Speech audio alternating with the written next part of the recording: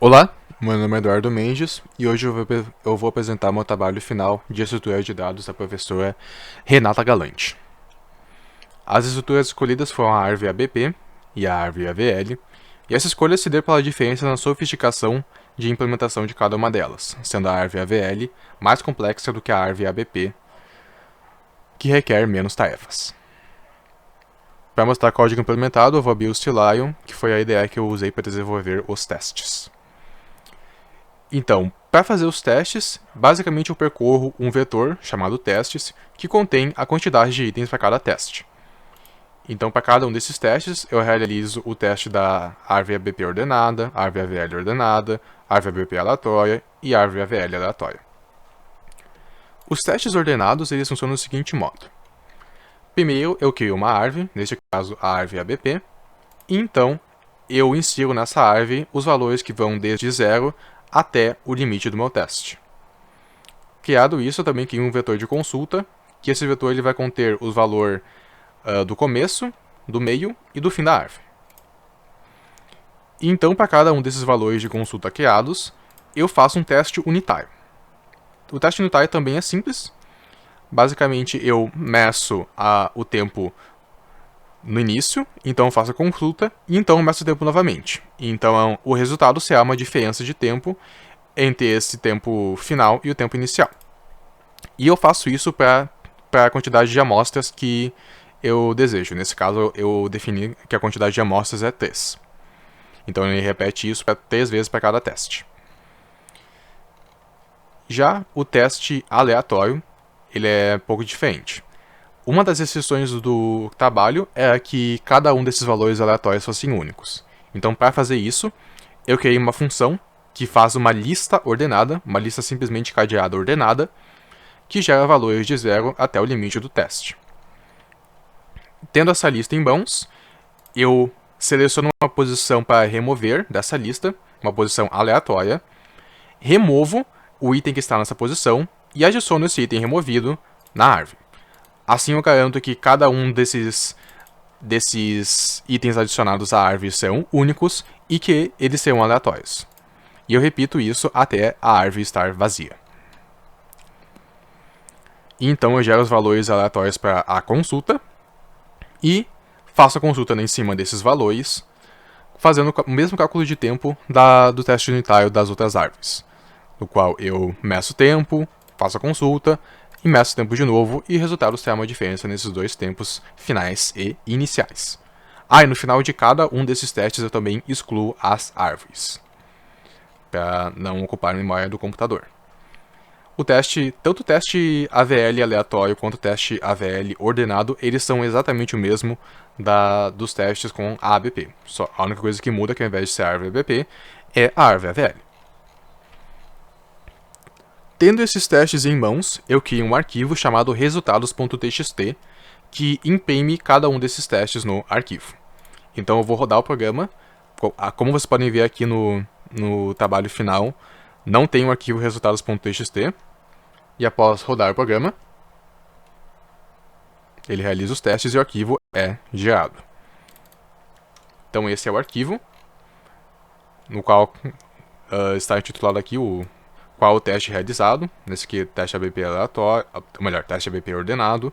Então aqui tem o tamanho do teste. Esse teste foi um teste para 50 itens.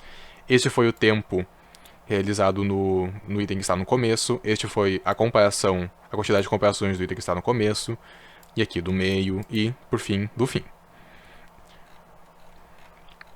E aqui embaixo tem os testes aleatórios de cada uma das árvores. Na questão da implementação de cada árvore, eu usei os tiles que estão disponíveis lá no Moodle da disciplina, porém eu fiz uma modificação na ABP que será explicada, e o motivo será explicado depois. Então, voltando para a apresentação. Os resultados foram os seguintes. A AVL teve um tempo de consulta significativamente menor do que a árvore ABP. Como vocês podem ver aqui, esse seria o teste do item que está no fim das árvores ABP. Este é o teste do meio das árvores ABP. E conforme a quantidade de itens aumenta, essa discrepância se torna bem significativa. E isso se dá porque quando tu faz uma inserção de dados ordenados numa árvore ABP, ela toma o formato de uma lista. Ela não toma o formato de uma árvore, ela fica como se fosse uma escadinha. Então ela perde essa característica da árvore, que é ter uma consulta mais rápida, o que faz ela ser extremamente lenta em comparação com a AVL, que é mais balanceada.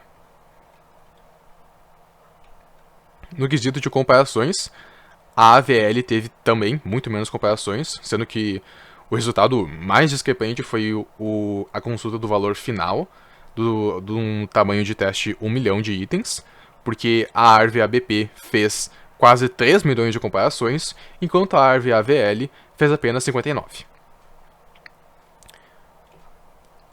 Na questão dos resultados aleatórios, a diferença não foi tão grande assim, porque neste caso a árvore ABP conseguiu tomar o formato de uma árvore e não de uma lista. Então ela ficou mais balanceada do que os resultados ordenados. No entanto, a AVL ainda teve um menor tempo e ela teve um menor desvio padrão. Essas barrinhas aqui que seriam os desvios padrões da AVL, todos eles são menores do que da árvore ABP. Em questão de comparações, seguiu-se a mesma regra. A AVL teve teve uma quantidade de comparações menores do que a árvore ABP, e o desvio padrão também foi menor. Essa questão do desvio padrão eu interpreto como sendo pela diferença no balanceamento das árvores. Como a árvore AVL é mais balanceada do que a árvore ABP, acontece que os itens na árvore AVL, os nós na árvore AVL, eles ficam em alturas mais próximas do que na árvore ABP, por isso que o desvio padrão delas foi menor. A conclusão então foi que a árvore AVL foi mais eficiente do que a ABP em todos os casos analisados, e que a árvore ABP não é recomendada para a manutenção de valores ordenados, que foram inseridos de forma ordenada. Pelo motivo de que a árvore ABP, quando é realizada essa inserção, ela toma o formato de lista e não de árvore, o que torna essa questão da pesquisa extremamente ineficiente. Algumas dificuldades encontradas foi a conversão de algoritmos, que foi necessária a conversão de algoritmos, porque o uso de recursão causou um estouro de pilha. O que aconteceu foi que quando foi realizar o teste com mais de 10 mil itens na árvore ABP, ocorreu esse erro de estouro de pilha, porque como a árvore toma o formato de lista, até a consulta chegar nas folhas da árvore, acaba que tinha muitos itens na pilha do sistema, e então o programa não estava rodando, o programa estava crashando por causa desse erro de estouro de pilha. Por isso foi necessário essa mudança no algoritmo, que foi o que eu comentei antes, das árvores da ABP, de recursão para iteração, no caso da inserção. No caso da pesquisa também eu acabei mudando da pesquisa de recursão para iteração, e isso foi realizado em ambas as árvores, a ABP e a AVL, para que não impacte os testes. E uma outra dificuldade é que os testes grandes foram extremamente demorados, especialmente nos testes com 1 milhão de itens.